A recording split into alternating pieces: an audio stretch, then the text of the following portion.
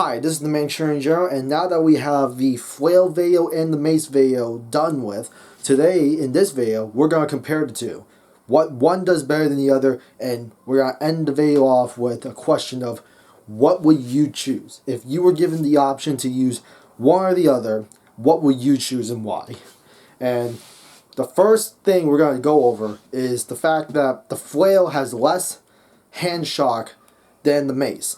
See, the thing with the Mace is, since the head is actually a part of the shaft and not like a whole separate bit connected by a chain or a rope, you are more prone to hand shock because the amount of power you put into it. Well, it's one of the reasons. But if you hit something hard with a mace or a warhammer or an axe or a staff, the vibration that comes after you make impact is gonna be very bad.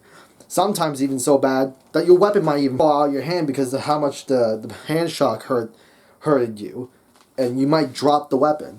Flails don't have that problem. Flails, since the striking head is a whole separate piece entirely connected by a chain, when you actually hit something with the flail head, you don't run the risk of weapon shaking, weapon dropping amounts of hand shock that will travel through into your weapon as soon as you land a hit.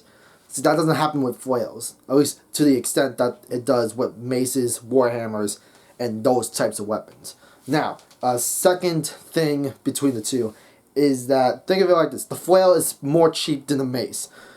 The only two things you need for a flail is a large stick, some bit of rope or chain, and connected to another stout piece of wood, i.e. another stick.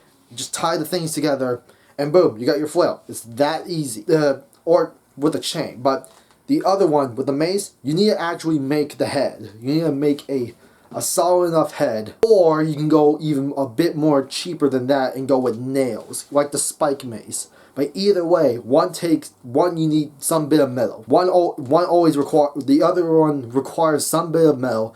The other one doesn't really require metal at all. All you need is a stout piece of rope, 2 stout sticks, and boom, there you go. You got your flail. So that's another thing between the two. But, of course, both can get expensive and more elaborate and more sturdy by making them both metal halves with metal heads. But that's a whole different case entirely. The next thing is, the mace has less reach than a flail. What do I mean by the flail has more reach than the mace?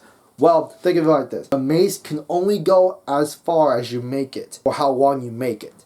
See, generally maces tend to be a bit short, a bit shorter than, say, arming swords. At least if we go by modern reproductions, they tend to be around, say, like between 20 inches and just under 3 feet. That's quite not as long as something like an arming sword, which tends to be more longer than the mace or a warhammer. Now, the flail, depending on how long you make the chain, can have more reach than the mace, especially if it's a long chain or if it's a long striking head. But in general, you have more striking range with a flail than you do with a mace. So the next bit is, one's more difficult to judge where it's going to hit than the other. And that's actually a good thing. If you're the one attacking, you want your opponent to not know where you're going to hit. Because if you want to, do them in, knock them out or something, you want to make sure they don't block your weapon or have them guess where it is. And if he guesses wrong, well, boom, you got a free hit. So maces are, in this case, are more easier to read. Let's say you're proficient enough in maces to know how they work. If you're fighting against someone you can reasonably tell where that head's gonna hit. If it's a flail, they're not as easy to judge because you got the shaft, but then you got this chain, and then you got the weapon head, and it's kind of hard to tell where that's gonna hit, depending on the design of flail head. If it's like two weights with a long chain, yeah, it's gonna be a bit tough to judge where that's gonna hit. But if you have a shield, then you can just block that. But then if you have a shield, you can also block a mace as well. So shields generally work well against a lot of weapon attacks. The one thing they have in common, though, is that you don't generally need to know much in order to use them. You don't need that much skill to use flail or mace, because they're simple weapons to use.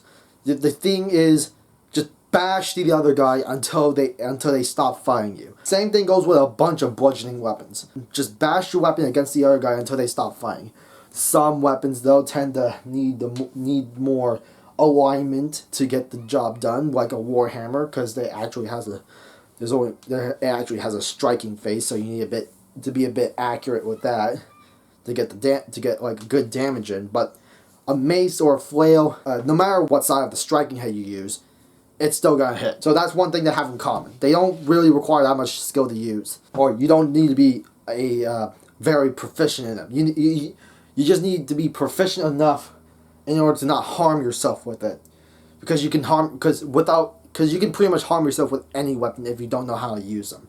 There we go. Now the last bit I wrote down plays into the previous point of it being hard to judge with the mace, and is the flails tend to be more unpredictable than a mace, because it's much tougher to defend against the flail in general than a mace, even though they're both momentum based weapons. Because with a mace, if you want to not use much energy, if you don't want to use much energy, you gotta keep the thing moving. With how the mace is designed, it becomes a bit predictable after a while where it's gonna hit and how it's gonna hit you.